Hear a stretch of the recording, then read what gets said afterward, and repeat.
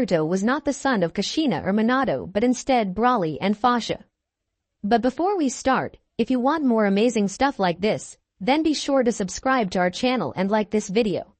Also, if possible, share this video with your friends. Now, without wasting any more time, let's begin the story. Saiyans, the most powerful warriors in the universe, were nearly wiped out, but those that survived were more powerful than any other Saiyans to ever live, and through a legend and another thought dead a pure blood Saiyan was about to be born with more power than any other Saiyan could ever claim, even more than his father. One who would make the very universe shake with his presence. Start. Fasha, a very pregnant female Saiyan thought long dead, made her way through an abandoned castle on a long-forgotten planet to the room of possibly the most powerful Saiyan Bara fusion to ever live and the father of her unborn son, Broly. Now many thought Broly was an evil maniac destined to destroy the universe, and on some counts they would be right. However, what they didn't know was that Broly did have a good side.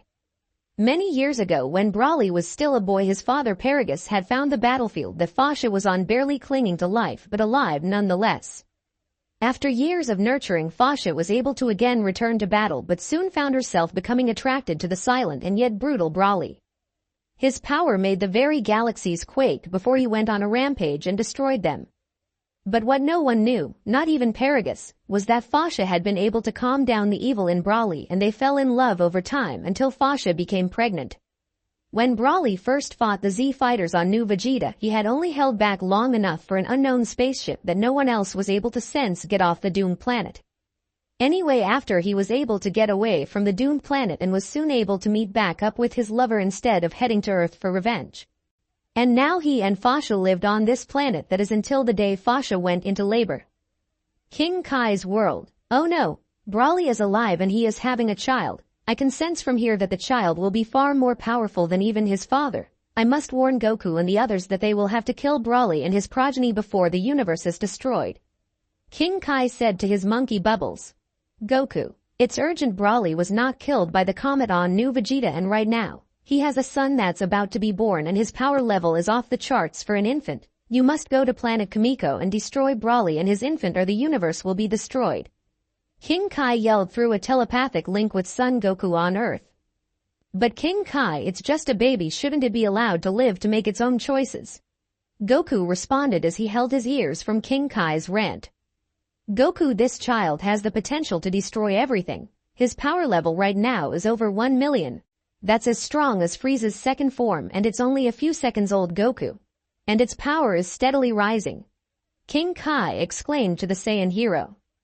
Okay, King Kai, I'll gather the others and we will head to the planet and finish off Broly once and for all. Goku responded with a heavy heart. Time skipped 3 days. Fasha had given birth to a son which she and Broly named Naruto. The infant had spiky black hair like his father, and unlike most Saiyan children, his tail was golden instead of brown. The most amazing thing about the child was his power level, which was unheard of for any infant. Even Broly himself only had a power level of 10,000. Naruto's power level was over 2 million. The boy's fighting potential surpassed that of any other Saiyan to be born. Fasha at the moment was nursing her son as he led her for nourishment. Broly suddenly appeared in the room using his high speed. Fasha, I sense that the Z fighters are on their way here to kill me and Naruto, Broly said as he moved towards Fasha and his son. The son you would now be forced to abandon because he was not allowed to have a family. Why come after Naruto? He is only a child. He has done no wrong, Fasha asked as she quickly finished feeding her son and got ready for combat. His power level is over 2 million, Fasha. Anyone would fear an infant that has that kind of power, and with me, a freak, being his father, they will never let him live. Broly answered as he ushered his lover to a specific launching pad. Fasha, they have the power combined to destroy me and you, as well as Naruto. For his safety, we have to use the special training ship to transport him to another planet that is beyond this half of the universe, Broly said as they came to a medium-sized ship. The ship was specifically built to allow only Broly or anyone he chose to get in and train. All the knowledge Broly had in the ways of fighting, as well as the fighting styles of all those Broly had ever fought, was recorded in this very ship, and there was a specific programmed robot that would help train his son when he came of age. Broly, do we really have to give up our son? Fasha asked, looking sad and dejected. I'm afraid that we do, Fasha, but we will one day meet him again somehow, some way. In fact, I have found a way to transfer a bit of our souls into him so we can watch over him and help him when it's time, Brawly replied. With that they packed away all of their respective knowledge into the computer and Brawly used the special technique to put pieces of both his and Fasha's soul into his son. Grow up and become more powerful than anyone else in the universe, my son, and know that you have made this demon of a father proud no matter what you do, Brawly said as the ship began to rise from the ground. Take care, my son, and know that we love you, Fasha said with tears flowing down her cheeks. They both felt the Z fighters landing on the planet and Goku along with Vegeta, Piccolo, Gohan and future Trunks appeared surrounding the lovers as the spaceship suddenly teleported through a rift in space that it created. Brawly, long time no see, you should have just died on new Vegeta like the trash you are, Vegeta said with arrogance in his voice as he transformed into his Super Saiyan mode along with Goku, Gohan, and Trunks. You talking to me, coward? Last time I let you live on a whim, now I'm going to kill you all for making me give up my son. With that declaration, Brawly's power jumped to unbelievable levels as he transformed to first his Super Saiyan mode, then to his legendary Super Saiyan mode, which had grown in far more power than what it was before. Fasha charged up her own power, which rivaled Piccolo's own, as she had been training with Brawly and Paragus for years after they saved her and had reached a level where she could fight a Super Saiyan and hold her own. You will regret making me give up my son, especially you, Kakarot, seeing how it was I who kept reminding your father that he even had a second son, Fasha stated as she gave him a heated look. I'm sorry it had to come to this, but you and your son are too dangerous to be left alive, Goku said with a downtrodden face. With that the battle began. Time skipped 6 hours. The spaceship that little Naruto was on had finally arrived to its destination, a planet that was constantly war-torn and fighting. It was the planet of Shinobi. This planet was completely insignificant to any off-worlders for one simple reason.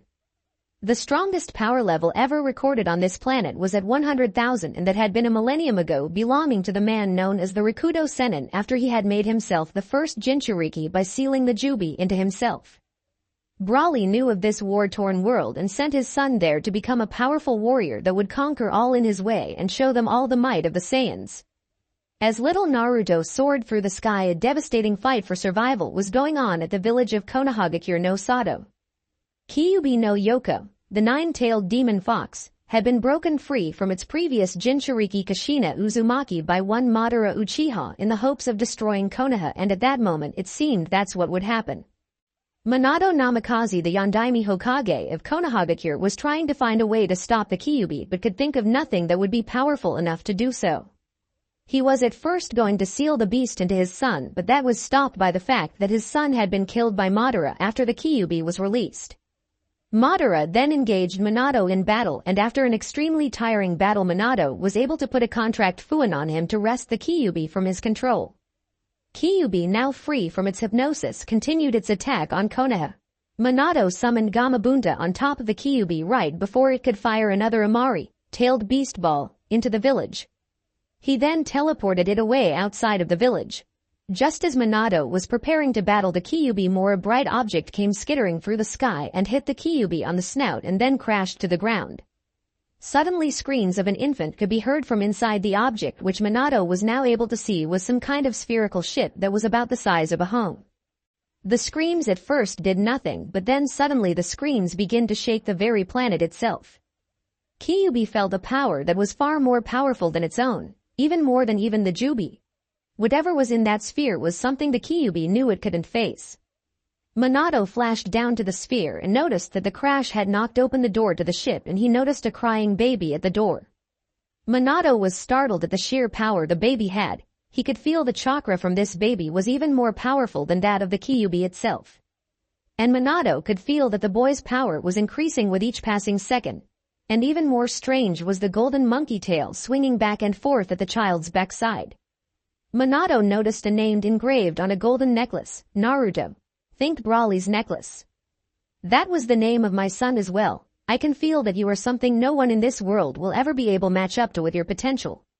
I don't know who you are, but I now have a way to keep the Kyuubi from destroying Konoha and keep the balance of the Jinchuriki in the elemental nations, Minato said with a grim look. Minato noticed that the Kyuubi had stopped attacking and was now looking at the child in fear. Just what are you, child, to have even the mighty Kyuubi frightened?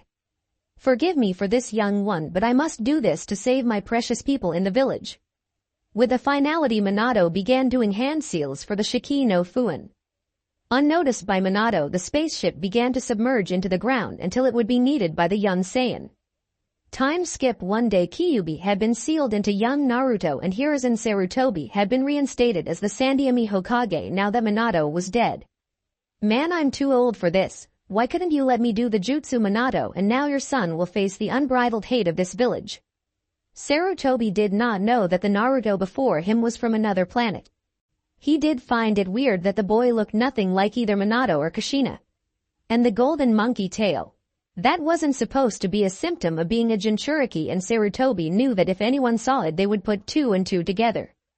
He had tried to cut it off, but each time a blade touched it, the blade would break, even when enhanced by chakra. And each time anyone touched the tail, Naruto would begin to wail and then the entire village would shake. And the chakra coming off the boy was so powerful it actually brought quite a few Anbu to their knees, and even Sarutobi could only be near him for a short period of time before even he succumbed to the effects of the boy's powerful chakra. It was more chakra than even the Kyuubi had, and Sarutobi knew that shouldn't be possible, but here it was an infant with more power than any shinobi to have ever lived. Sarutobi shook his head as he prepared to go to a council meeting to discuss young Naruto. Time skip. 1 hour. Council chamber. We should kill the demon now while it's weak, yelled a pink-haired civilian counselor named Sakai Haruno. No, he is a weapon of Konoha and needs to learn how to control the beast within himself to best benefit the village, Danzo stated. Where is the Jinchuriki, Sarutobi?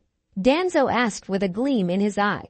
The boy is in my home. It was unsafe to bring him here, Sarutobi answered, feeling a headache coming on. And why did you feel it was so dangerous, Hokage-sama? Is the Kyuubi trying to break free? Asked Kaharu Utetade Shinobi Elder. No, the boy has far more chakra than the Kyuubi itself had, and it's so powerful that it brings Anbu-level shinobi and even myself to our knees just going near the child for more than a few moments at a time. Sarutobi answered, gaining looks of disbelief and fear from the counselors and a calculating look from Danzo as he thought of the limitless possibilities of a Jinchuriki with more power than even its Biju. Especially when that Biju is the strongest of the 9 and is said to have a limitless chakra supply. What? This demon is too strong to let live. We must kill it now. Another civilian council member yelled as others joined him in agreement. No. The Yondaime wished for the boy to be seen as a hero, and he shall be. His status as a Jinchuriki is now an S-ranked secret, and if anyone tells him or those of the younger generation about it, they will be executed without a trial. Sarutobi roared, releasing killing intent to get his point across. Sarutobi, give me the child to train so he can serve this village, Danzo demanded. No, Danzo, and if you keep bringing this up I will have you executed for insubordination. What is the child's name, Hokage-sama? Heishi Hyuga asked. His name is Naruto Uzumaki, Sarutobi stated and ended the meeting. Time skipped 3 years. It had been 3 years since the Kyuubi attack and Konoha had begun its slow recovery. One Naruto Uzumaki could be found in the most dangerous forest known throughout Konoha as Area 44, the Forbidden Forest, training. Now this may seem off for most normal children, but Naruto was beyond normal and he knew it, and not just because of his golden monkey tail which earned him the name Sarugaki. He liked to fight. Even when he knew he had no chance of winning the fight, he would always get back up and go at it more. Each time he fought his strength increased by 10, and for Naruto that was an immense amount.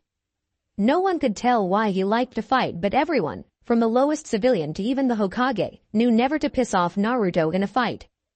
The last shinobi to do so had attacked Naruto, attempting to assassinate him for revenge against the Kyuubi, and had attacked and killed Ayame Ichiraku, the boy's friend from the ramen stand, and Naruto lost it.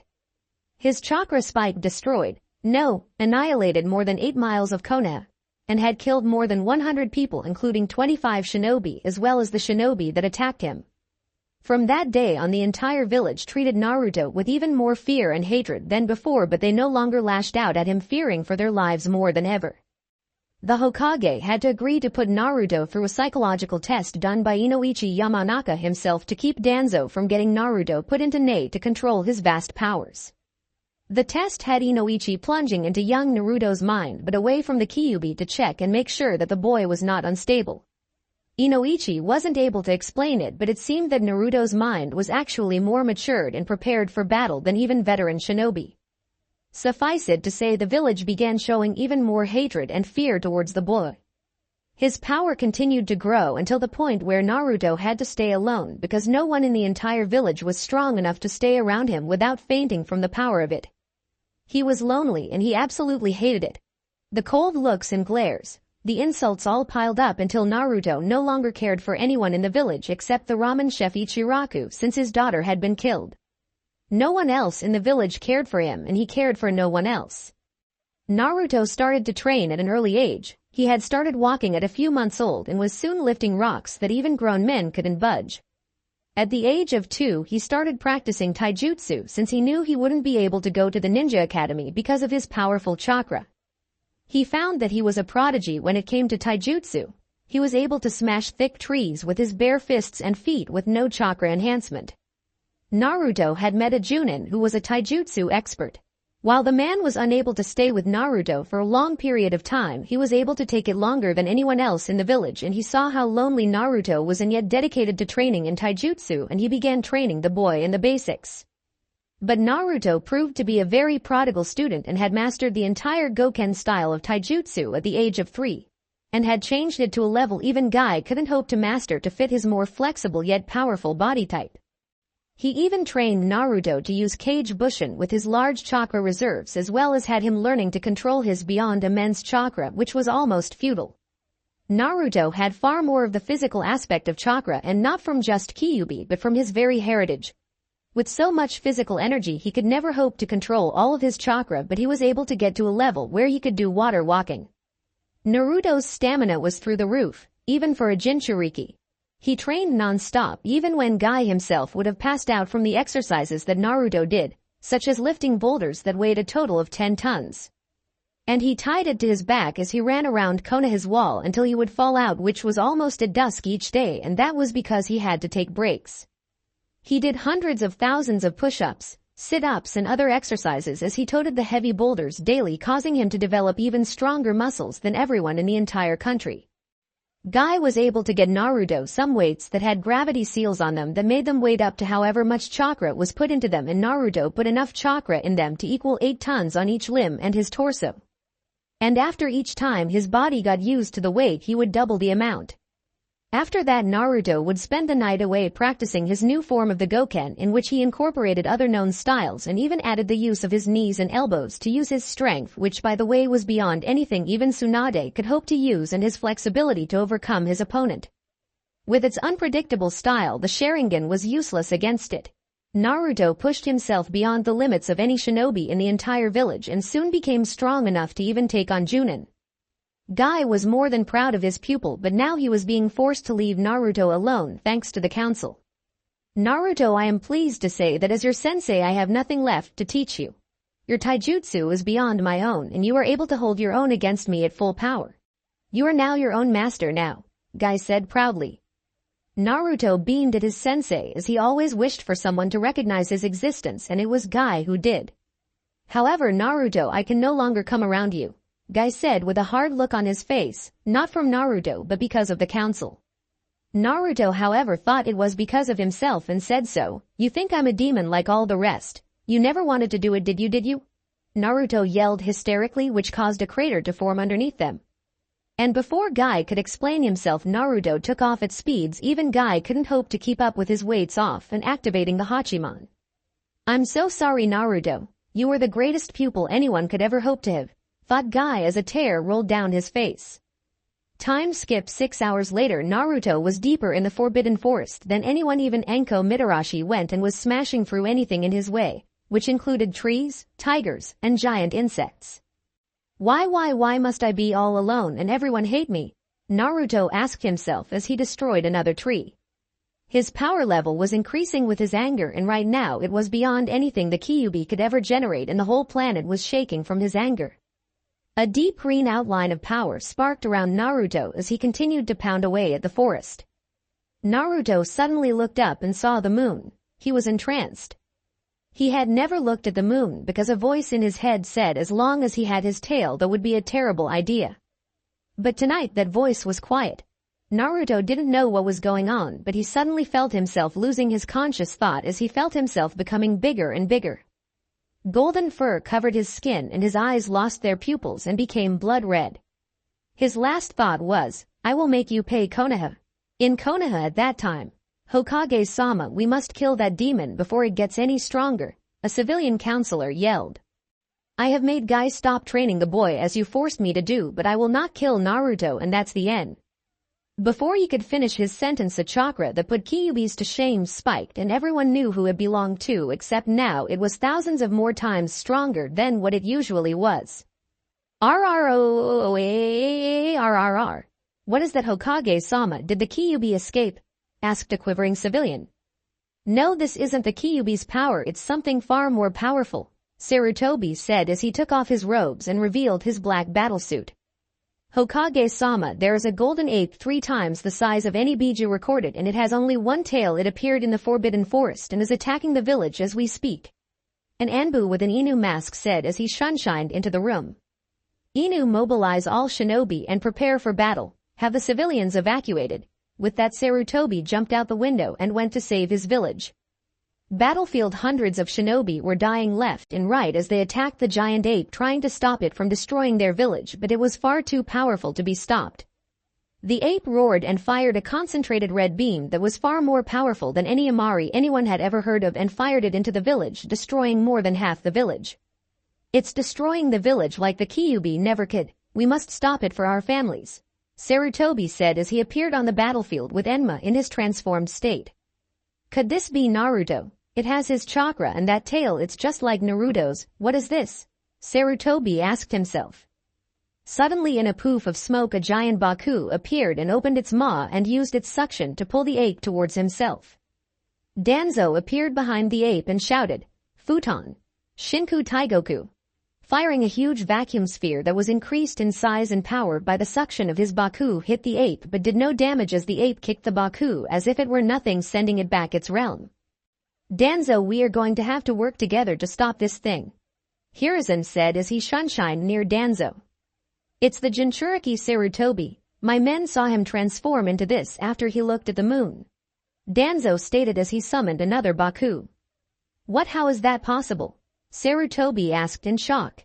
I don't know, but I told you to give me the boy when he was a baby and he would have been the greatest shinobi under my tutelage, but now he's destroying Konoha more than even Kyuubi, Danzo said with emotion. Well, we have to find a way to stop him now, but I don't know how. He has always been different and now this is beyond anything we have ever faced. I fear there is no way we can win this fight, Hiruzen said somberly. Is this that will of fire you be talking about every day? Just giving up? Danzo growled. No, it's not, but we dug our own graves by mistreating and hating the boy and now he's going to destroy us all. Enough, Sarutobi. I refuse to have this village destroyed by this thing and you will do your job and help me conquer it, Danzo all but yelled. Give up. The ape suddenly yelled as it chuckled. Naruto had done what many low-level Saiyans only dreamed of, and that was controlling their ape form. You have mistreated me for years and hated me for no reason and now I'm going to make you all pay, Ape Naruto said as he charged and fired another red beam of energy. That wiped out another 300 shinobi. It's now or never, Sarutobi. I will fight to the end to stop this beast. Danzo snarled as he launched another vacuum-enhanced sphere of wind. Sarutobi took quick action and added a Kaden Karyu Enden to the attack as it sped to ape Naruto. The attack, while a huge blazing firestorm of cutting blades, proved useless against Naruto as he knocked it aside and continued to attack Konoha. Suddenly Naruto's huge foot hit the exact spot where his spaceship crashed and a blinding light appeared and Naruto disappeared. The shinobi were overjoyed as they couldn't feel the oppressing chakra and power of the demon. It looks like we live to fight another day, Sarutobi, Danzo said as he looked over to Sarutobi.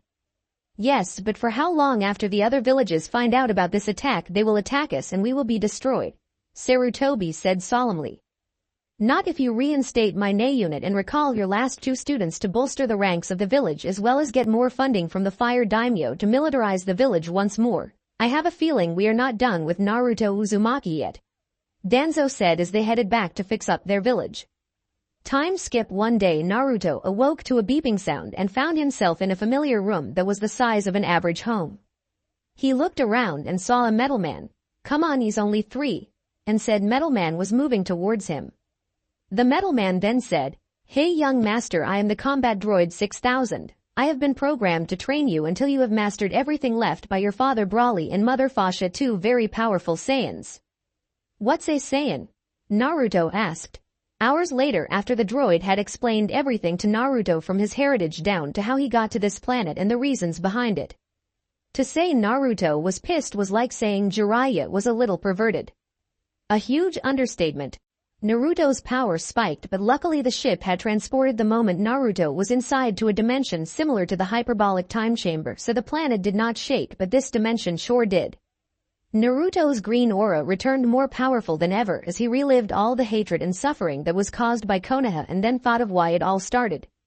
The Z fighters. Suddenly Naruto began to yell as the green energy spiked to unheard of levels and then exploded.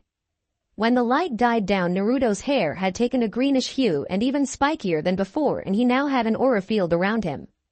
The combat droid came forward and said, "Young master, you have transformed into a Super Saiyan, and at such a young age, you truly are your father's son.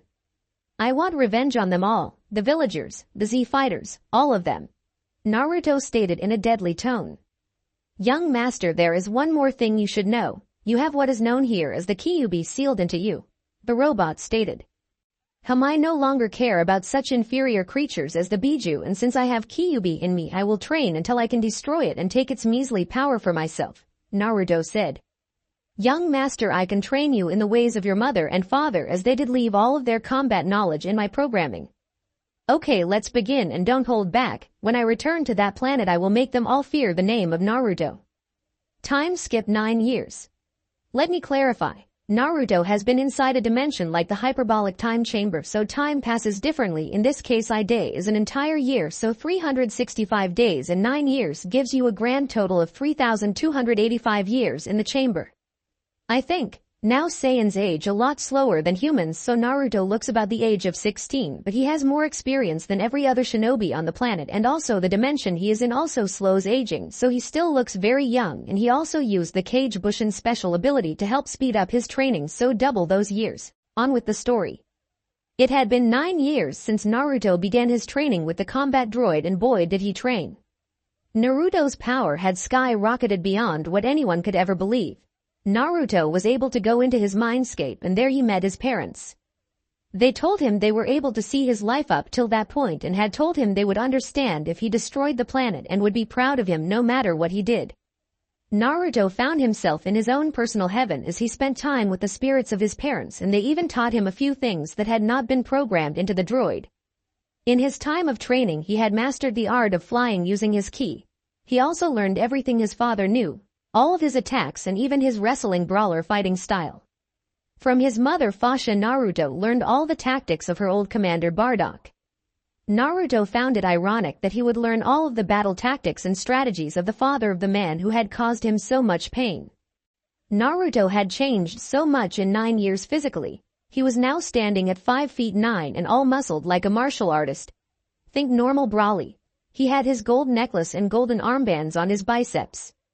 He wore white baggy pants with a purple covering. Think Broly's outfit. He wore no shirt, which showed off all of his pecs and 8-pack abs.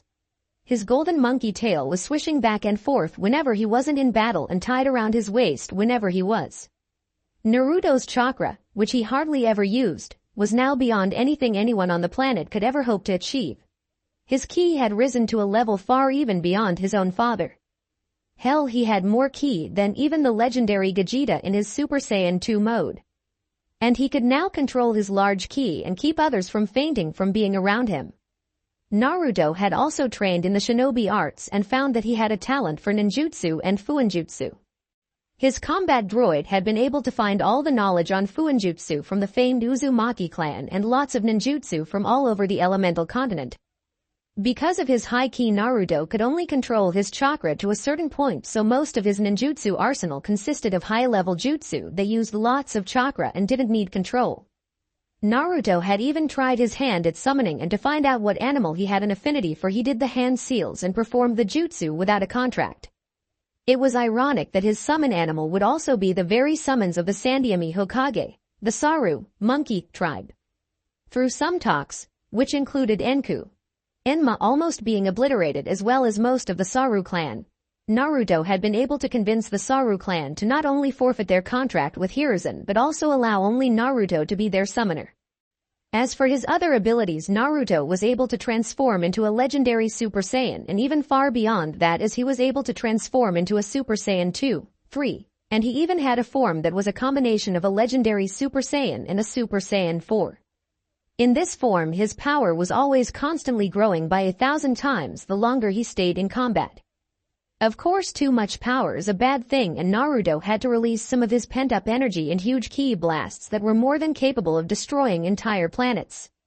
Of course, there was no one on the planet to really even challenge Naruto, so instead of going out and fighting everyone, he trained his mind to withstand any kind of attack, and over time he was able to conquer the Kyuubi, who greatly feared him.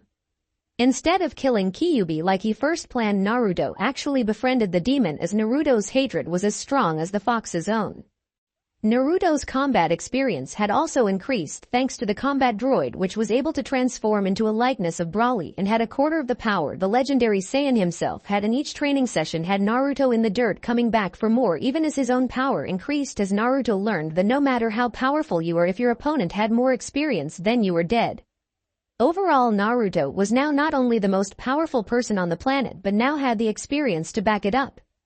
While I have been away for so long, I think it's time to show this planet that their pathetic view of demons is nothing compared to me, Naruto said with a cold indifference.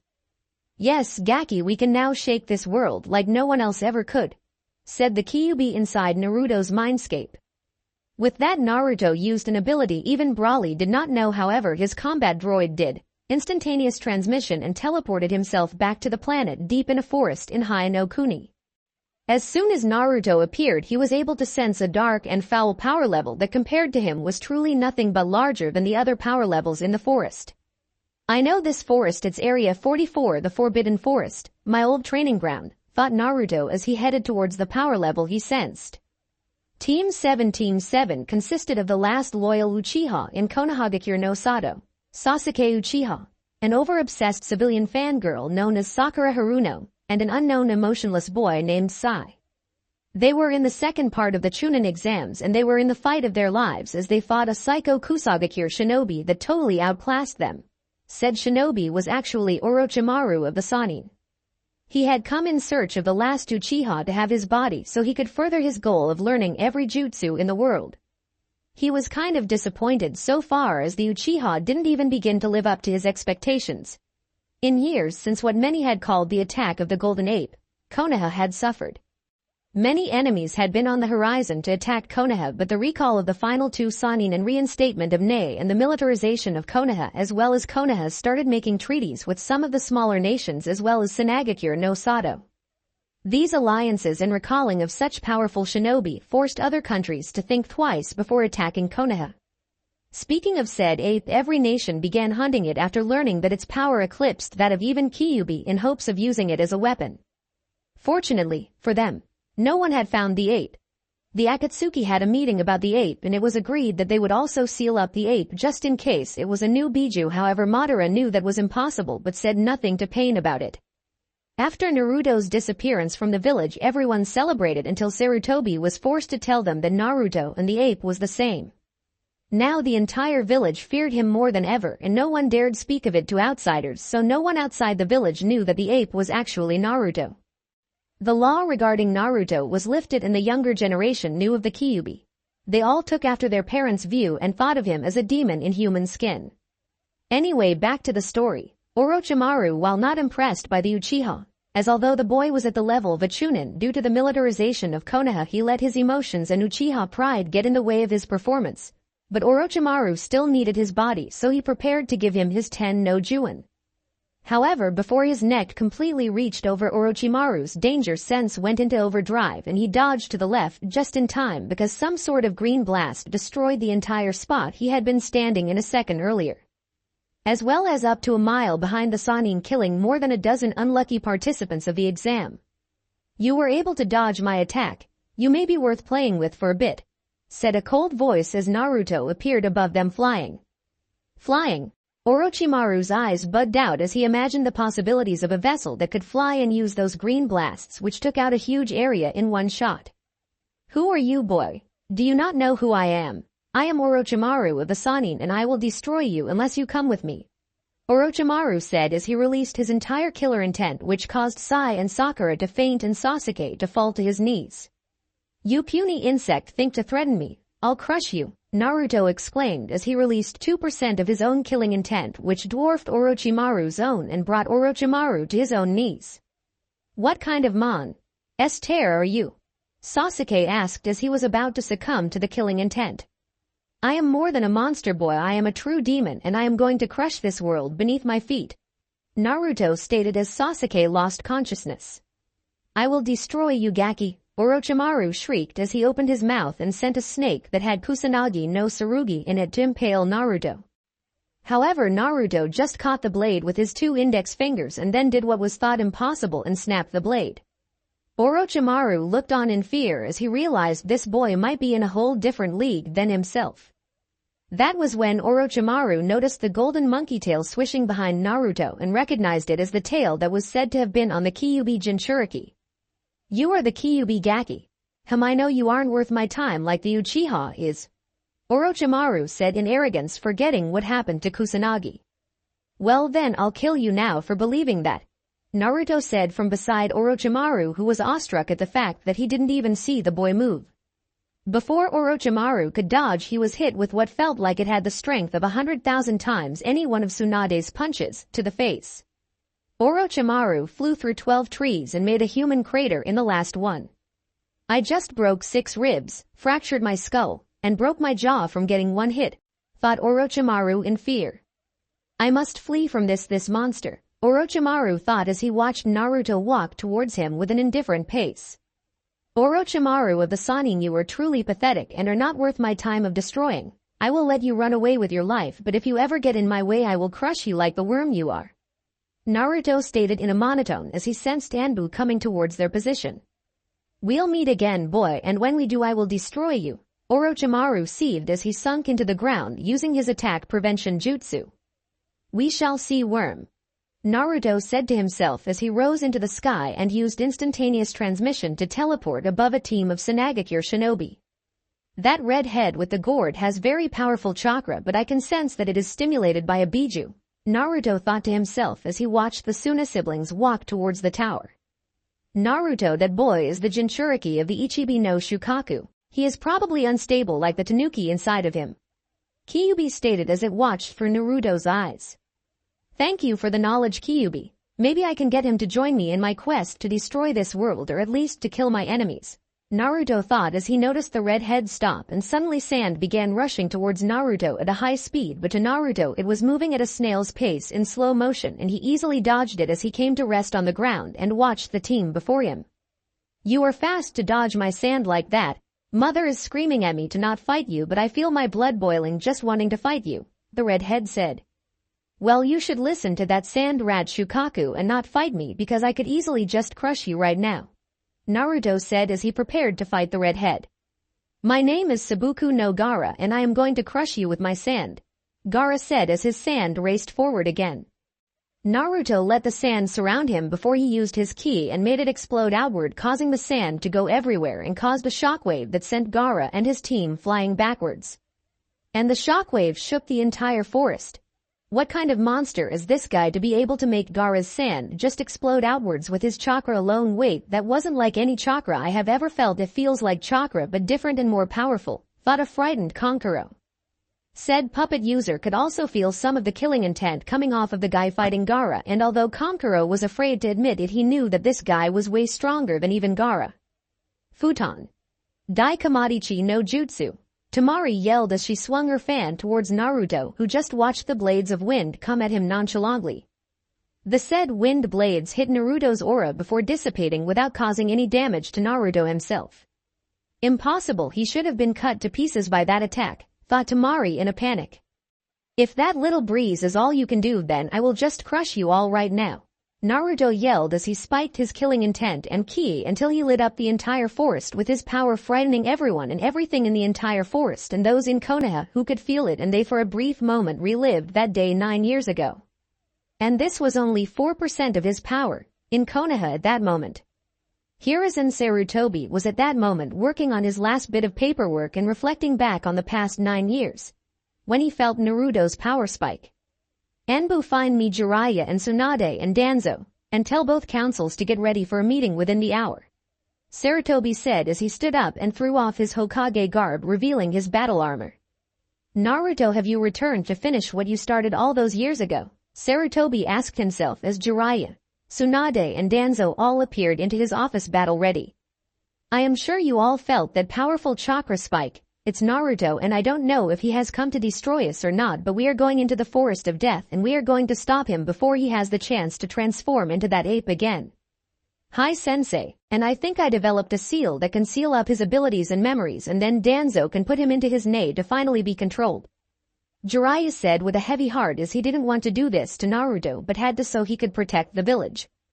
Alright, let's go, Danzo said as they all shunshined into the forest of death. Back with Gaara and Suna's siblings, such power. Mother is really frightened of this guy and wants me to make peace with him to live longer than today, Gaara thought to himself as his sand came and guarded him from the shockwave. Now I will destroy you all. Well, it seems the Hokage himself has come to save you, Naruto stated as he felt the Hokage's chakra enter the forest and head for him with 3 other powerful chakras following him. You get to live past this day, it seems, but cross me again and I will crush you all like the maggots you are, Naruto said as he took to the air and then used instant transmission to teleport to the Sandyami and his team of shinobi. It was time for a little showdown. A clearing not too far from the Suna shinobi, Sarutobi, Jiraiya, Tsunade, and Danzo shunshined into a clearing as they felt Naruto's power disappear for a moment before he suddenly appeared in the sky right above them with an evil-like smirk on his face that made them all shudder. All of the present shinobi began to sweat as they felt Naruto's overwhelming power just emanating from him in waves with no end in sight. It seems as if Naruto's power has increased more than 1,000-fold since we last saw him, and I feel as if my body will give out just from being near him, Sarutobi thought to himself as he brought out a special bow staff he had commissioned after the Saru clan forfeited their contract with him. So this is what it's like being near the kid. I can just feel that we stand no chance against him, thought Jiraiya as he formed a large dome of chakra around the area to keep the devastation to a minimum. Tsunade's thoughts reflected Jiraiya's own, but she also found herself slightly attracted to Naruto's well-muscled physique. Bad Tsunade, you are old enough to be his grandmother. Danzo, however, was thinking more along the lines of finding a way to learn all of the boy's abilities without dying and then somehow get him to kill the others so he could become Hokage and then have his new pet take over the rest of the elemental nations. But even Danzo could tell that this fight wouldn't be easy even with his right arm, which he had Tsunade check on and increase the potential of it, even though she along with Sarutobi and Jiraiya were disgusted that he would do something like that but couldn't do anything without risking the Nae and Danzo's support in re-establishing the village. Surrender now, Naruto, and we will be lenient with you and allow you back into the village to serve it like you were meant to, Sarutobi stated as Naruto floated to the ground and then began cracking his neck and doing some over-dramatized stretches. You think I would ever bow to your pathetic village, Sarutobi Teme? You are more pathetic than I thought, and I look forward to crushing you all like I should have all those years ago, Naruto replied as he let out 6% of his ki, which brought all of the cage-level shinobi to their knees and practically destroyed the chakra dome Jiraiya created and swept through the forest, causing many to fall to their knees in despair and even killed a few weak teams. Such power, it must be mine to better Konoha, thought the old warhawk Danzo as he fought with all his willpower to stand and still found himself barely able to get to his knees. You are all pathetic. This is only 6% of my overall power output and you weaklings can barely even stand. You aren't worth my time, but I will enjoy crushing your hope as I did Orochimaru's, Naruto said with barely restrained bloodlust. He fought Orochimaru and came out unscathed. What kind of monster is he, was the thoughts of everyone present. Naruto quickly bit his thumb and ran through a few hand seals with a yell of, Kachiyose no Jutsu. Enku Enma. In a poof, the Monkey King Enma appeared and saw the situation and knew that after this day there may be no more Hiruzen Sarutobi or his last loyal students and even the War Hawk. It was you who forced Enma to abandon Konohagakure no Sato and the Sarutobi clan? Sarutobi asked with a vengeance in his eye. I'm sorry Sarutobi, but he was going to destroy my entire clan and he was far too powerful for all of us together to fight. Enma said with regret as he transformed into his adamantine staff mode and flew into Naruto's hands. Don't worry Sarutobi Teme, I will take good care of the Saru tribe and make their name known throughout the galaxy after I am done with this world. With that, Naruto engaged all of them in a combat to the death, or at least a very painful maiming, for the Konoha shinobi that is. Naruto began with a complex yet powerful combo of swings with the bow staff that took everyone by surprise with his mastery over bojutsu that even Sarutobi in his prime might not have been able to compete with. Catching Sarutobi off guard, Naruto was able to knock away his customized staff and began hitting Sarutobi with swift yet brutal strikes that brought the aged Hokage to his knees. Jiraiya quickly entered his Sage mode and was able to kick Naruto with his enhanced strength, but Naruto didn't even register the hit and kept his focus on Sarutobi, who had been lucky enough to substitute away and come back with 2 Kage Bushin and combined a Doden, Doryu Taiga with a Kaden, Karyu Enden and a Futon, Daitoba. The jutsu combination formed a magnificent blazing machine gun-like effect, destroying all in its path as it shot towards Naruto, who just took the attack head-on and kept attacking Sarutobi, destroying both Kage Bushin with Enma. He is truly a monster to be able to go through a combination jutsu of that level and not even get scathed, thought Sarutobi as he tried to dodge Naruto's wrestling brawler-style taijutsu. Keyword being tried. Naruto clotheslined Sarutobi so hard that the aged man flew into the air and he felt like he had just been decapitated by E and B of Kumogakure using their combination Rariato. Naruto would have grabbed Sarutobi had it not been for Tsunade coming up and using her strength to hit him with an uppercut with all her might. Naruto didn't even flinch and just used his neck to force his head down, as well as forced Tsunade to overstep and fall forward right into Naruto's knee, which made her feel as if she had just hit herself while pumped up on steroids. Jiraiya was able to catch Tsunade as she flew backwards and Danzo stepped forward after going through hand seals using his futon Shinkuyoki to make bullet-like wind spheres that destroyed even stone as they sprayed the area Naruto was in. However, like every other jutsu used against him, they did not even affect him as he charged up a small ki blast that the shinobi were barely able to dodge, and it destroyed more than 2 miles of the forest heading towards Konoha. Such monstrous power. I must have it for myself, Danzo thought as he quickly activated Izanagi and rushed forward with a kunai charged with futon chakra forming a scimitar. Naruto sensed a change around Danzo the moment Izanagi was activated and had Kyuubi give him insight to find out what the technique did. And the Kyuubi answered, Izanagi is the ability to bend reality to a certain extent using the Sharingan and Senju bloodlines. Well, that trick won't work, Naruto said to himself as he charged his ki aura around himself, making his green aura form a shield. What is this? Danzo asked as he saw that his futon-enhanced kunai was destroyed before it even came in contact with the shield completely. This, you weakling, is my ki barrier. Unlike you measly humans, I can control my ki and use it to do anything I wish, like so. Naruto answered as he charged up a ki blast and fired point-blank range at Danzo. Suddenly the Danzo that Naruto blasted shimmered away as another set of vacuum waves came and hit his barrier, not even making it flicker. Danzo appeared behind Naruto as a Sharingan on his arm close. So that's what Kyuubi meant when it said you could control reality to a certain extent, Naruto pondered out loud. Izanagi is the ultimate jutsu that will ensure that you are put in your place, monster, Danzo answered as he threw futon-enhanced shuriken at Naruto as Jiraiya, Tsunade, and Sarutobi, who has just been healed, combined a Ninpo, Daimyuden, futon, Daitopa, and a Kaden Enden to form a massive flaming bullet that combined with Danzo's enhanced shuriken, forming a blazing cyclone around the shuriken. The attack hit Naruto's shield, causing a titanic blast in the forest. When the dust cleared, they heard a dreadful laughter that made their spines quiver. Naruto laughed as he let their hopes rise so that he could tear it back down until they finally would realize he was inevitable and to stand against him was futile. Is that the best you can do? And you call yourselves the Kami no Shinobi, Densetsu no Sanin, and a rival to the one known as the Kami no Shinobi? How pathetic you really are. With that, Naruto appeared suddenly in front of all of them and in a show of flexibility kicked all 4 cage-level shinobi in their heads, sending each into different directions. Think Omega Shenron's kick against Gohan, Goten, and Trunks in GT. And just as Naruto was about to go and destroy Sarutobi, something unexpected happened. He sensed a power level that was as strong as a Super Saiyan 3, but it was weakened. You weaklings have been spared for another day. I will be back to destroy you all though. With that said, Naruto used instant transmission to teleport to the power signature as Enma poofed away to his realm. Naruto found himself on the border of Hai no Kuni. What Naruto found he was not expecting at all. A small, almost microscopic piece of pink flesh was wiggling, struggling to make its way towards Naruto. Naruto could sense the malice and evil in the little piece of pink flesh, and it made the Kyuubi look like a happy pansy. "What are you?" Naruto asked as the flesh latched onto him and suddenly began to seep into him, and Naruto was pulled into his mindscape. As Naruto came into focus, he noticed that the pink flesh had taken the form of a kid about half his own height and yet muscular, although a little on the lean side. The kid was pink and had a tube-like appendage on his head and pure red evil eyes.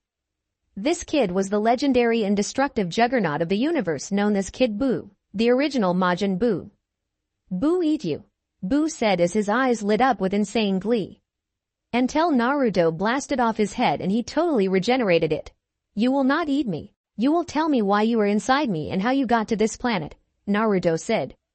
"Buu kill you." Before Buu could register it, Naruto was in front of him with his hand on his head, and then he felt Naruto plunging into his mind, reliving all that the Majin had been through. Naruto saw countless planets and people destroyed by this creature and the joy he took in it, but Naruto found himself focusing on how Buu fought the Z fighters in countless battles as different versions of himself, and then the final battle on the world of the Kais. Naruto then saw how only a tiny piece of Buu had been able to escape the blast but was too weakened to reform, and so traveled through the universe until it came to this planet looking for the most powerful ki level so it could use it to regenerate. Naruto also noted that Buu had the potential to be the most powerful being in the universe due to his beyond amazing regenerative ability and growth rate. Naruto also saw that as Buu absorbed other beings, he became smarter, so with little preamble summoned forth the piece of soul that the Yondaime had sealed into him and allowed Buu to absorb it, transforming him into a taller version of his kid form. "I owe you my thanks, Saiyan. The power may be incredible, but the insanity isn't really worth it in that form," Super Buu said as he stretched and yawned. "You are welcome, Buu. Tell me, how would you like to get revenge on those Z fighters?" Naruto asked as he formulated a plan that would make him more powerful and a true threat to the Z fighters. "I want to crush them," Buu roared as he thought of revenge. "Then how about we permanently fuse to become one being like the Z fighters and then go throughout the galaxy to find other powerful warriors and even use the Dragon Balls to bring back more than even they can handle," Naruto said as his mind went a mile a minute at the possibilities this presented. "If I fuse with you, boy, I want it so both our spirits can be here like right now. And if we bring anyone powerful back, the Z fighters may be powerful enough to defeat even them as they do still train," Buu retorted as he too thought over the possibilities of the plan. "How about we send a telepathic message to all of the most powerful defeated warriors and tell them to train 1,000 times harder. The only real fighters to worry about will be Kakarot and Vegeta as they constantly train," Naruto soughed as an afterthought. "That could work. Okay boy, you have a deal. Know that when we fuse you will gain all of my abilities, and that includes my longevity, regeneration, and my Majin abilities," Buu said as he prepared for the fusion. "Good, because I can use all of that time to train and become strong enough to destroy the Z fighters, but first we shall conquer this planet and crush it for its abuse against me," Naruto said with hatred in his eyes. "Sure boy, now come grab my hand and be prepared for a new level of power." With that they grabbed each other's hands, and in a flash of light and blinding power they became one. Outside of Mindscape, as Naruto and Buu fused, the entire planet itself began to shake and quiver in fear, and everyone on the planet knew that something powerful and evil had just been brought into the world as a pink mixed with green aura shot into the sky, turning the entire sky pink and green all over the planet. Hidden location. What kind of power is this to be greater than even the legendary and mighty Jubi? A masked Madara Uchiha asked himself as he actually quivered in fear at this awesome power. "I must have it for myself." With that thought, he used his special Jikukan ninjutsu to teleport away in a swirl in search of this awesome power. Otherworld King Kai had always regretted his decision to have Broly and his family killed, as even the Grand Kai and Supreme Kai both called him a fool for making a self-fulfilling prophecy of doom. It had been too late to stop Broly and Fasha from dying, but the battle had cost them greatly. Trunks, Piccolo, and Gohan had all been killed, while Vegeta had lost an arm and Goku had a hole in his chest. While Shenron had been able to reverse all of the physical damage, the mental damage had already been put into place. Having killed an innocent Fasha and to an extent Broly, Goku withdrew from training for a while and seldom spoke to anyone aside from his family. Vegeta for a time lost his will to fight, although he would never admit it. There were other scars, but none more so than baby Naruto himself. King Kai was forced to watch Naruto's life but couldn't interfere to fix his mistake due to the other higher Kais. King Kai saw all of the pain Naruto went through and all of the hate he had to endure until it reached its zenith, and now a new monster had been created that far surpassed any before, as Naruto had now become one with Majin Buu himself. This is horrible. That world was already going to be crushed by the boy, but now I fear for the very reality we live in now that he has become this new and far more powerful entity. Gregory, King Kai said as he talked to the flying little insect. I fear that I may have just caused the destruction of all of reality itself, King Kai said mournfully. As the green and pink light began to die down, a person could be seen. This person had on white pants that had an engraved and stylized M on the belt buckle and had black wristbands with a gold trim. And his hair was green and extra spiky, while his eyes were now an evil blood red, and he possessed a maniac grin with sharper canines. This man, no, this being was Naruto, or as he would now call himself, Majin Naruto. His already godlike powers had just jumped to a level that had no limit. He could now seek his revenge, but he would still need allies to help him along his way so that he would not fail as countless other villains had in the past against the Z fighters. Thanks to Buu's experience added with the many years Naruto had spent in his training dimension, Naruto had learned that while one man may have the power to destroy a galaxy, an army of men fighting for their homes could still win the day. With that in mind, Naruto used instantaneous movement, a different and far more effective ability than instantaneous transmission, to teleport back to his spaceship and consult his database on possible allies in the other world. Omegakure no Sato, Nagato, did you feel that evil power just now? The beautiful kunoichi with blue hair and a flower made from paper in her hair. This was Konan, an S-class nuke nin in the nefarious organization Akatsuki. Yes, I did, Konan. Whatever that was, we must never try and fight it. It could obliterate this entire world. Uzumaki Nagato said as he trembled in his mechanical chair. He may have claimed to have the power of a god, but whatever that was, he just knew deep in his mind that it had true godly power. Pain. Konan, assemble the others and get ready to find whatever caused that power surge. Uchiha Madara as he used his Jikukan ninjutsu to appear from a swirl in the dark room that the other two nuke nin were in. Why would we attack something that we clearly cannot defeat, Madara? Pain said as his Rinnegan eyes narrowed while watching the ancient Uchiha. 9 S-class shinobi should be more than enough to take on whatever caused the power surge. Now go and don't question me ever again, boy. Madara said with a deep malice in his voice. Fine, we shall go. But know this, if all of us die, your plans, whatever they are, will be gone, as we do not yet have any Biju and there won't be any members left to capture them. Pain warned as he used the special jutsu to contact the other members of Akatsuki to tell them of their next mission. Other world. Supreme Kai world. Great, now Majin Buu has found a way to survive and become even more powerful, yelled a very irate Kibito Shin. Calm down, youngster. We'll just have to get the Z fighters prepared to combat this new and powerful threat. And this now explains why King Yama was unable to reincarnate Majin Buu. He never died, said the wise voice of old Kai. I don't know if we can defeat this new threat, this Majin Naruto elder. I mean, he has pure Saiyan blood and he has a very dangerous ambition for revenge that when put into perspective is actually well deserved. Shin replied with a downtrodden look. Unfortunately, he cannot be allowed to kill the many innocents that would surely get caught in the crosshairs of the battle he searches for, and if he succeeds in bringing back an army of defeated otherworld warriors from HFIL, then he would no doubt rule the entire universe like no other has ever before him. Elder Kai stated as a look of trepidation spread across his aged face, and for a moment his halo flickered.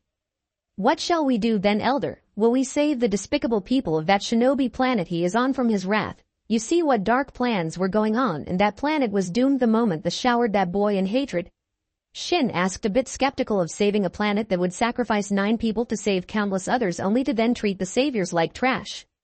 There is nothing we can do for that planet, From the moment they started sealing the Biju, that the Rakudo Sennin gave life, into people to make weapons, they doomed themselves, and we cannot interfere in that quadrant's affairs while we still have more of our own.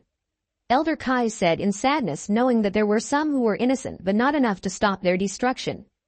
May Kami have mercy on them, because Majin Naruto will not. Shin said as they watched Majin Naruto teleport to his spaceship and the Akatsuki move out to attack him. Naruto's spaceship. Database, give me a list of the most powerful enemies the Z fighters have faced that have the potential to fight evenly with them now. Majin Naruto said as he stood in front of his computer. Computing.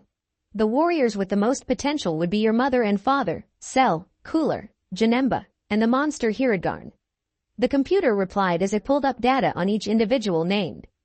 Naruto of course paid the most attention to his parents, whom he was going to summon back anyway. Naruto also noted that if he brought back Cooler and Cell, he would have to demonstrate to them why he would be the leader. He also admired the dimension and reality warping powers of Janemba and knew he would be a great asset, as would the monster Hirudegarn, seeing how it took a Super Saiyan 3 to take him down, and to date only Kakarot and himself had that kind of power.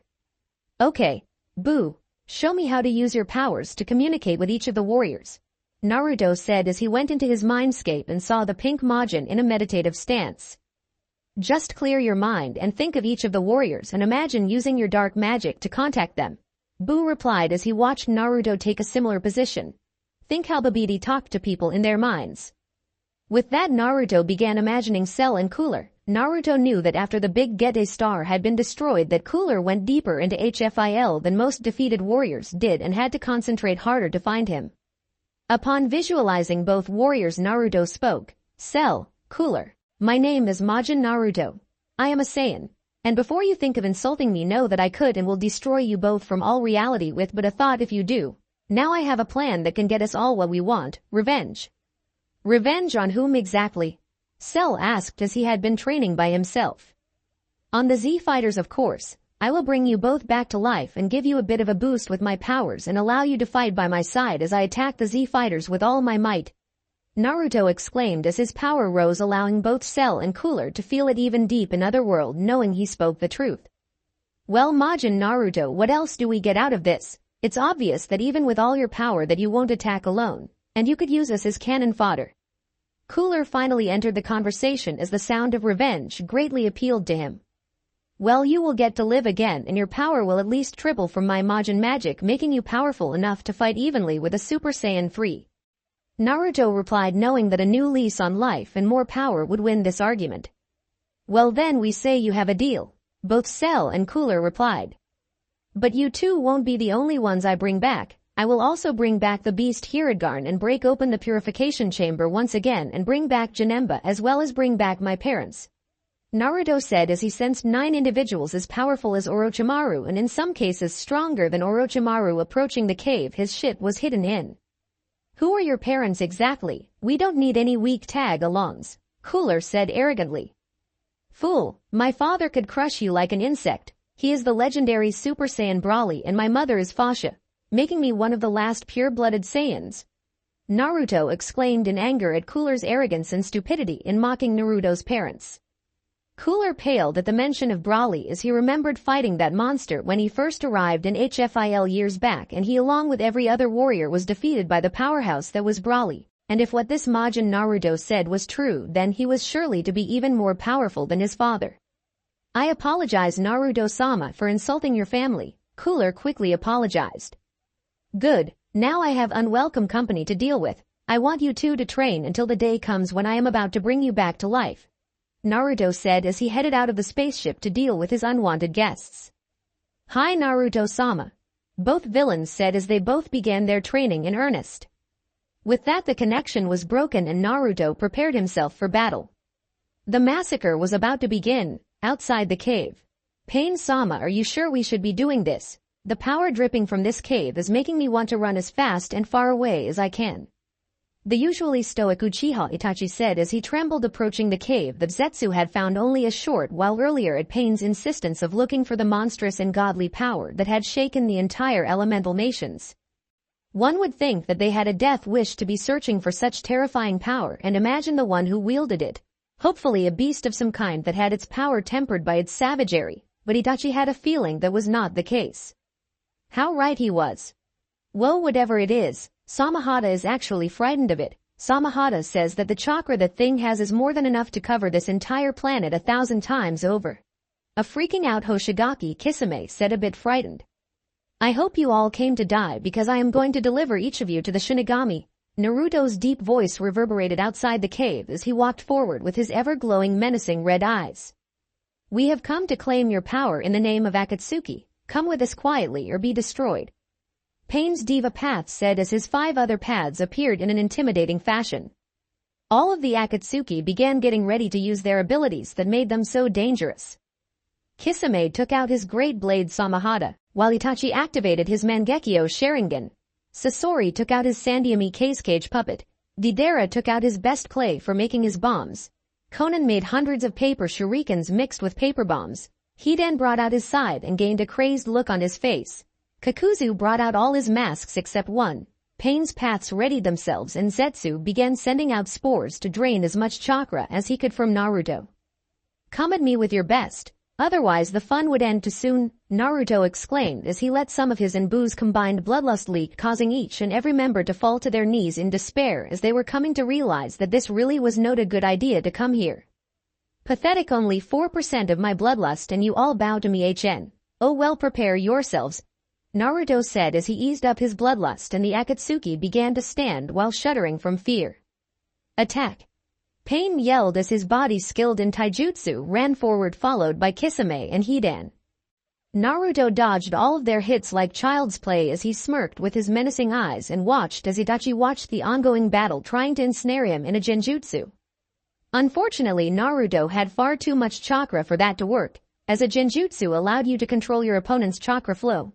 Naruto's chakra was like billions of oceans above the sky and Itachi was unable to get it to flow the way he wanted, resulting in a failed genjutsu attempt.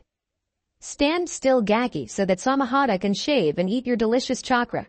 Kisame taunted as he attacked using his powerful swordsmanship in a deadly dance, with Naruto dodging each and every strike with ease. Such a pathetic thing to ask. Your sword would be overloaded from just a smidgen of my chakra, fool. Naruto retorted as he caught Samahata with his bare hand. What? His skin should be shaved and he should be losing chakra, Kisame thought as he tried prying Samahata from the Saiyan's hand. That was when Kisame noticed that Samahata did not look so good, and through a mental connection he had with the Great Blade saw that Naruto was right. The chakra that Samahata had eaten was far too potent and different, causing the living sword to first go into shock before the scales on it overgrew and became totally engorged on that small amount of chakra from Naruto. This kid is really something. Samahata likes the taste but can take in no more without being destroyed.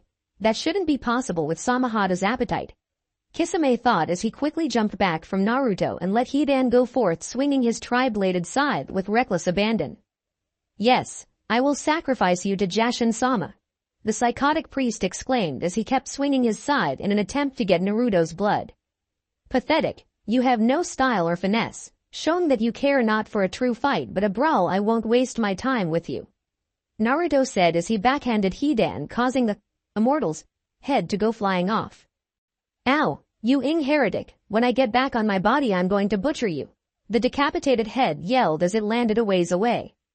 No, you will only die, you fake immortal, Naruto said with a dark and slightly crazed look coming into his eyes. Kachiyose no Jutsu. Pain's summoning body yelled as a six-headed dog and giant rhino appeared and quickly attacked Naruto. Naruto watched as the six-headed split into separate bodies and began attacking from all sides while the rhino charged head first at him. Boom! The rhino found itself being held back by a single finger as the six spade dogs found themselves being ripped apart by Naruto's now flaring aura shield. Pathetic, Naruto whispered as he totally destroyed the dog's body and then lifted up the rhino with a freakish, almost hungry look in his eyes. I'm hungry. Feed me now, Naruto yelled as a pink light shot from his index finger and turned the rhino into a large piece of chocolate. Yummy. With a great appetite he chewed on the chocolate as the Akatsuki shinobi watched in morbid fascination and with fear. What is he to do that? Is he truly a god?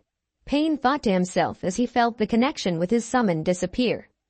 Now where were we? Oh, that's right, I was about to destroy you all.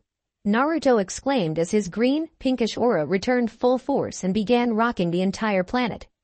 With that, Naruto suddenly appeared in front of Kakuzu, who had yet to really attack, and punched a hole in the immortal's body, causing 3 of his 5 hearts to immediately die while causing the 4th to go into failure.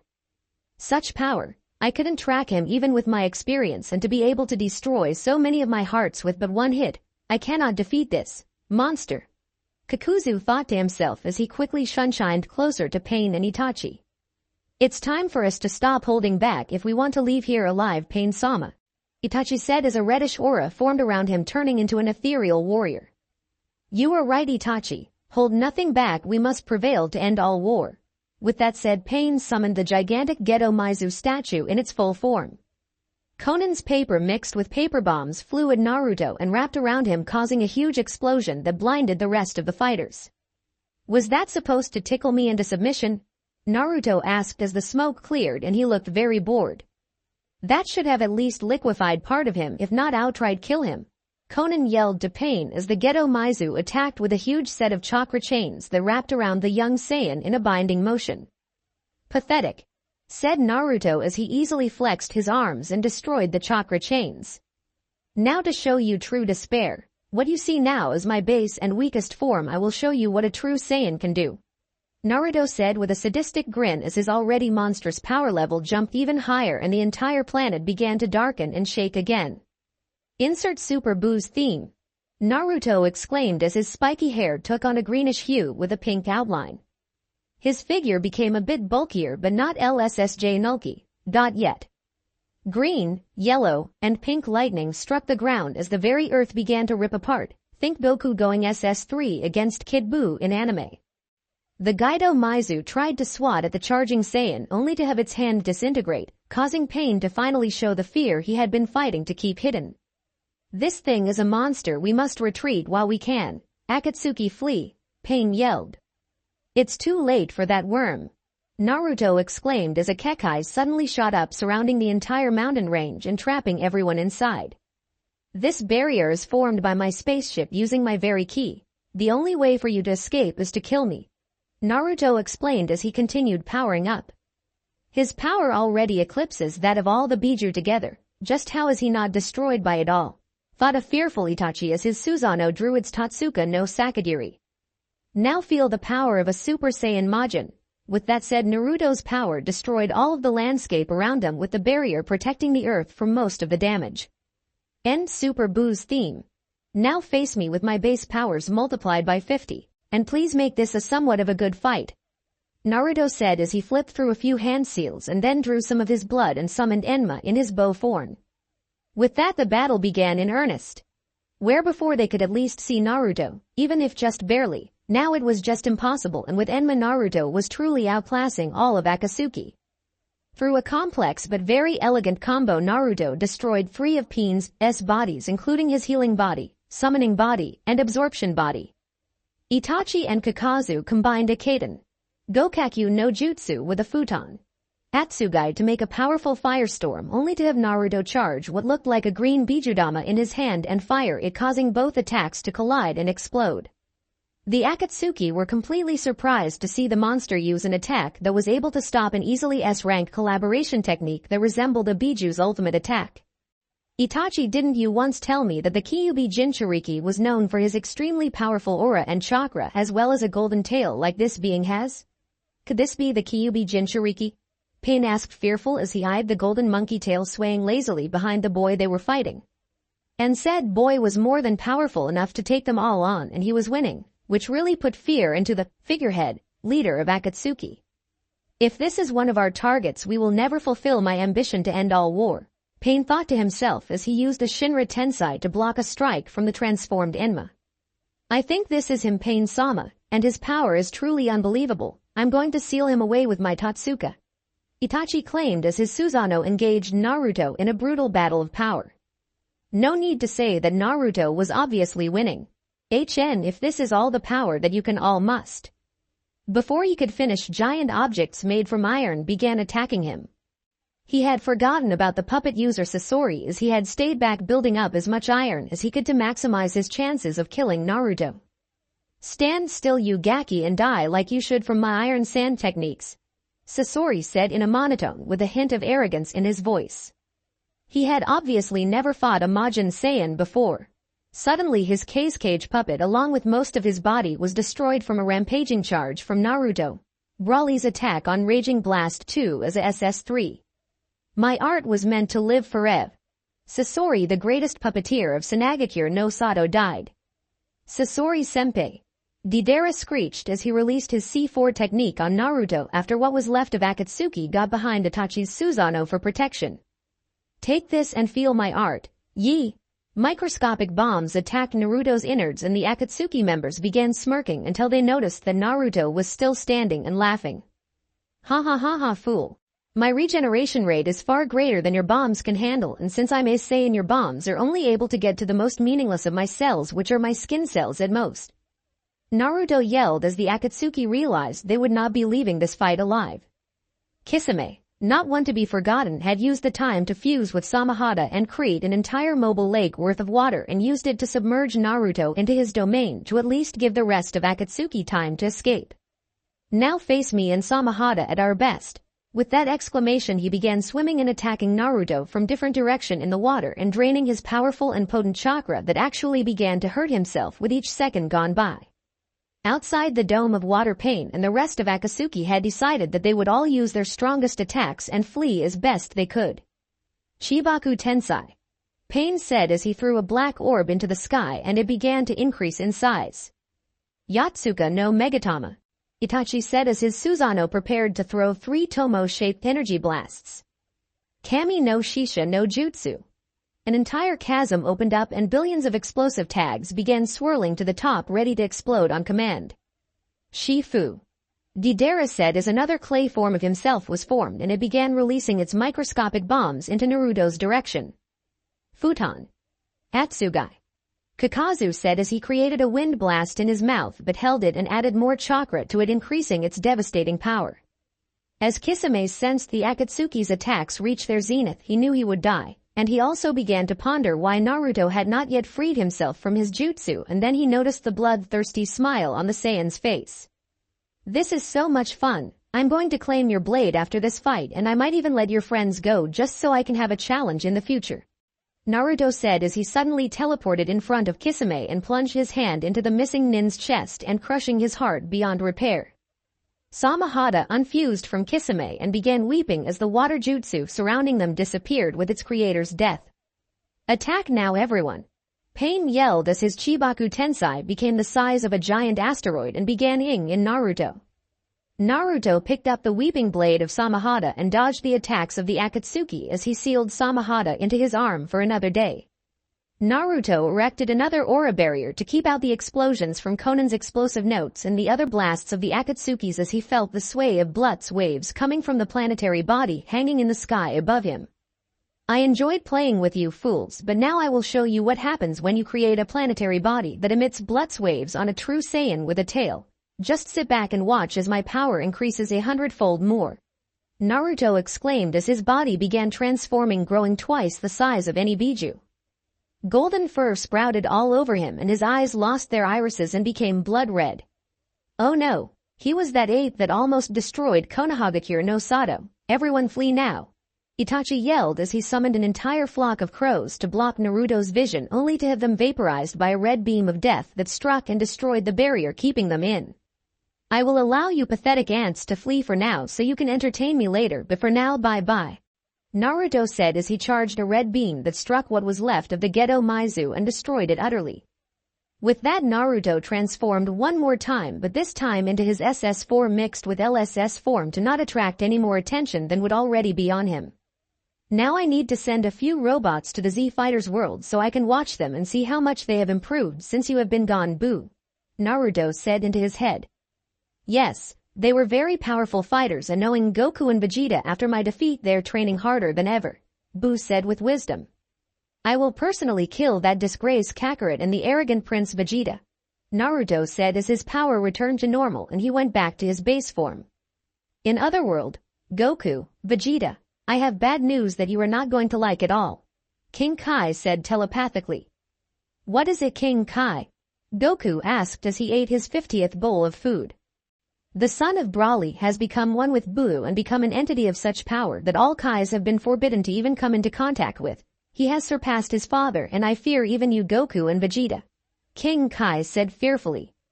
We should never have killed Broly and his wife. Not a day goes by that I don't regret that decision, King Kai. Goku said remorsefully. What's done is done, Kakarot. There is nothing we can do, and that monster did not deserve to live. Vegeta said vehemently as he flew away from the sun's house after a day of training with Goku. I have been told by the upper Kais to show you what the child's life has been like, to turn to this path, and then when he comes to this half of the galaxy you must choose to face him or die. Kai said as he began to telepathically show them Naruto's life. And when it was over, even the normally cold hard Vegeta was ready to almost weep, almost. Their worlds would never be the same again, as they both knew the inevitable fight that would probably tear the earth asunder was coming close in the future. In other world, Goku, Vegeta, I have bad news that you are not going to like at all. King Kai said telepathically. What is it, King Kai? Goku asked as he ate his 50th bowl of food. The son of Broly has become one with Buu and become an entity of such power that all Kais have been forbidden to even come into contact with. He has surpassed his father, and I fear even you, Goku and Vegeta. King Kai said fearfully. We should never have killed Broly and his wife. Not a day goes by that I don't regret that decision, King Kai. Goku said remorsefully. What's done is done, Kakarot. There is nothing we can do, and that monster did not deserve to live. Vegeta said vehemently as he flew away from the sun's house after a day of training with Goku. I have been told by the upper Kais to show you what the child's life has been like, to turn to this path, and then when he comes to this half of the galaxy you must choose to face him or die. Kai said as he began to telepathically show them Naruto's life. And when it was over, even the normally cold hard Vegeta was ready to almost weep, almost. Their worlds would never be the same again, as they both knew the inevitable fight that would probably tear the earth asunder was coming close in the future. Now with Naruto, soon I shall have all I need before leaving this wretched planet and going to Earth to find the Dragon Balls and bring forth my new allies. Naruto said to himself as he finished repairing all the systems in his spaceship. Samahata, which had up until this point been weeping in a corner of the ship, slinked over using its sharp scales and laid its head on Naruto's lap, and he pet it like a dog while slowly feeding it some of his ki. By doing this, Naruto was already changing Samahata to match his own signature, which would be good for when he faced the Z fighters. As Naruto thought to himself, the Kyuubi decided to tell him the truth of the shinobi world, and hoping that maybe by doing so would give Naruto the means to defeat the Z fighters. Naruto, there is a story I must tell you of this world that many do not know or believe in. My father, the one who created me and my siblings, was known as the Rakudo Sennin. From your droid's databanks it was said that the Rakudo was the most powerful shinobi to live, and he was. He once made a prophecy of how me and my siblings would one day become more than we could ever know, and I have a feeling that you are the one he spoke of in his prophecy. I shall tell you my true name, as over the years I have come to trust you as a being and a friend due to your past in Konohagakure no Sado. My name is Kurama. The now named Kurama spoke inside of his seal to Naruto.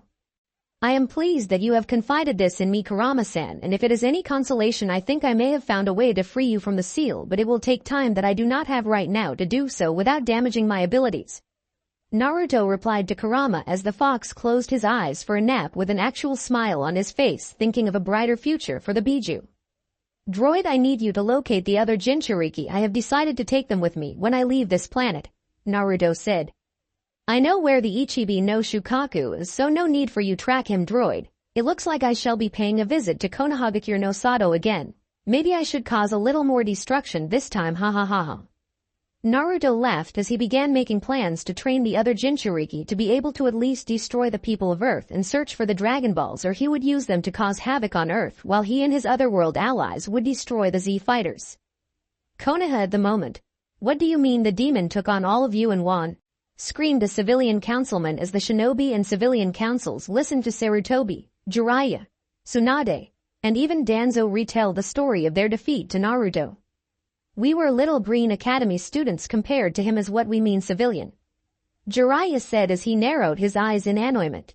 We can't let this stand. The demon must be destroyed for the safety of this world, and we must do it now. Haruno Mebuki, a retired kunoichi, screamed as she thought of how the Kyuubi has ruined her career as a kunoichi. Silence, Sarutobi yelled as his killing intent flooded the room. No more actions will be taken against Naruto until we can understand his powers and possibly neutralize him as a threat. With that finality, all of the civilians left the meeting hall as the shinobi gathered around the 3 senior caged shinobi. Hokage-sama, do you have any advice for what we should do if Naruto returns? Narashikaku asked as his mind went through thousands of scenarios with Konohagakure always losing. The only thing I can say is hope that he has mercy on you, Shikaku-san, Sarutobi said sullenly. Suddenly a crow poofed into existence beside Jiraiya and dropped a scroll before poofing away again. What is that, Jiraiya-kun?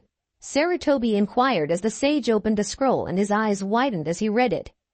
It seems an undercover organization that my spy network has been gathering information on has made their move. They're hunting the Jinchuriki, and it seems not long after we fought him, they found Naruto, and although each member are S-class cage-level shinobi, they were beaten severely. What makes it worse is that there were 9 of them, and it would seem one member, one Hoshigaki Kisame, was killed and his Samahata taken, Jiraiya said with disbelief. What? Danzo thundered as he realized that his plans may be in jeopardy with Naruto gaining more power. Seeing Danzo lose his cool so easily disturbed the other shinobi in the room as the elders suddenly got up and stormed out with Nei shinobi flanking him. How did such an organization get past us, Jiraiya-kun, and do you know any other members? Tsunade asked as the shinobi council began to leave the room. Well, I first tracked the Akatsuki, as they're called, when I was hunting down Orochimaru. He joined them for a time, but then Uchiha Itachi joined them and Orochimaru left. This information greatly concerned Sarutobi and Tsunade as they realized just how powerful Itachi was, and there must be someone truly powerful to control him and 7 other S-rank shinobi. Kami, help us if Naruto decides to take control of this Akatsuki with his powers and able to defeat them all. They just might follow him indeed, the Sandaime said wearily. Only time will tell, sensei, Jiraiya said as they each went their separate ways. In Hidden Cave. What do you mean you were all defeated by a boy? Tobi yelled at Nagato and Konan as they attended to their injuries. He was beyond a god. He was beyond anything I have ever seen. Even the Rakudo Sennin would be no match for that boy. Nagato answered with fear going down his spine as he thought of the Kyuubi Jinchuriki's ability to turn matter from one thing to another. It doesn't matter how powerful he is, pain, he cannot stand up to the power of Uchiha Madara, Tobi said menacingly as he disappeared in a swirl as he went to go capture Naruto himself. He is a fool and will die for such arrogance. I just hope the Kyuubi Jinchuriki will stop with him, Nagato said with finality. You really do fear the Jinchuriki, don't you, Pain-sama? Konan asked her friend as she healed. Konan, I more than fear that monster. I would rather be destroyed 100 times over than see him again with those evil red eyes. Pain shivered at the thought of those maniacal red eyes. With Naruto, I sense a flickering power level, as if they're using a teleportation technique. It's nothing compared to mine. It feels as if it's only around 3,000, but it's not always the most powerful one that wins the fight either. Naruto thought aloud. Droid, continue to upload all the data on the other Jinchuriki and Z fighters. I'll go deal with my new guest. Oh, and put up a negating field matrix to stop all space-time jutsu. I don't want this person to get away from me. With that, Naruto sped outside to face his new enemy, wondering how he would taste as chocolate. With Tobi. So this is the Kyuubi Gaki's base. Not bad. Maybe we can turn this into another Akatsuki base after I deal with him. Tobi ducked just in time to miss being hit with a pink beam of energy. I thank you for entering my home. I didn't know food would come to you just for the eating, Naruto said as he appeared in front of the masked Akatsuki member. What power! To be this close to this boy. I feel as if the Jubi would stand no chance against this boy, Tobi thought as he looked into the crazed red eyes of his target. You feel like a weakling to me, but a workout and a meal is too hard to resist. Just don't die too quickly. With that said, Naruto blurred into existence in front of Tobi so fast that his Sharingan couldn't keep up. What? I can't keep up with him even with my Sharingan. Naruto punched Tobi in the stomach. Tobi was not expecting the attack to actually hit him. How can he hit me? My Jikukan ninjutsu with my Sharingan should work for 5 minutes before you can even get the chance to lay a finger on me. Even while thinking all of TIHS, Toby was flying backwards at an astonishing rate right into the cave wall, leaving a crater in his wake. Blood leaked from his mouth in small dribbles as a white fluid started to seep from his broken and torn right arm. How were you able to hit me, boy? My Kamui jutsu should have made me intangible, Toby said with anger in his voice. Oh, you mean that little Jikukan ninjutsu trick you do? I just had my special battle droid set up a special negating field that distorts all use of Jikukan ninjutsu. There will be no running away for you, Naruto yelled as he sped towards Toby again. I have no choice now but to fight with the intent to kill, Toby thought as he dodged to right. Naruto crashed into the wall, almost leveling the entire cave. You didn't think that you could beat me that easily, boy, Toby roared as he summoned a war fan from a storage scroll he had in his pocket. Yes, give me a good fight. My Saiyan blood is beginning to boil. Ha ha ha ha. The maniacal glow in Naruto's eyes became deeper. Kaiten. Gokakyu no Jutsu. A giant fireball flew toward Naruto at breakneck speeds. As if that would do anything to me, Naruto thought as the flames engulfed him. Good, I got him now, all I have to do is... Toba's thoughts were interrupted by a crazy laughter. An unhinged laughter. You really thought that would do anything against me? Naruto walked out of the flames without any injury. That was barely a warm breeze. A beam of green energy shot through Toba's shoulder. Ah! What power is this? It's not the Kyuubi's power, Toby shouted as he clutched his wound. Making a cage bushin to dig underground using his hiding like a mole technique, Toby did a few more hand seals and used an explosive jutsu to keep Naruto back from him. It didn't work so well. Now you are just being a stubborn ant. Come die like a good boy. Ha ha ha ha. Naruto rushed forward and began plowing into Toby over and over like a raging wrestler. I will not be defeated by the likes of you. I am Madara Uchiha and I will be a god of this world. Sacrificing his hidden left Sharingan, Toby enacted the forbidden jutsu of the Uchiha clan. Izanagi. For the next 5 minutes he would be invulnerable to death. What a 5 minutes it was. I sense that you have done something to yourself, but it won't matter, you will always be dog food. With that, Naruto began beating the life out of the self-proclaimed Madara Uchiha. How about a handicap, boy? I only have use of one arm now, Toby slightly pleaded. Is that another word for coffin? Ha ha ha. Naruto continued blasting at Toby. Granted, each time a deadly hit was scored, Toby would appear at a different place. This must be something other than a space-time ninjutsu to be able to work inside my distortion barrier. Oh well, more fun for me. With that, Naruto began blasting Toby with Ki Blast, more powerful than a ranked jutsu. I'm almost out of time with this Izanagi. He has to have some sort of weakness. Maybe I can get close enough to release the Kyuubi and then I can win this battle, Toby thought as he tried to dodge another Ki Blast. Keyword being tried. Why don't you just give up? Naruto yelled as Toby reformed once again. I never really learned how to, Toby retorted as he sped towards the Saiyan. Naruto decided to see what the fool would do this time. Grabbing onto Naruto's stomach, Toby began using his chakra to try and force the Kyuubi out of the seal. Unfortunately, Naruto's powerful ki was also protecting the seal from being cracked. Added on with the fact that he had fused with Majin Buu and secured Kurama even further. Toby was not having a good day at all. You could never beat a true freak like me, trash.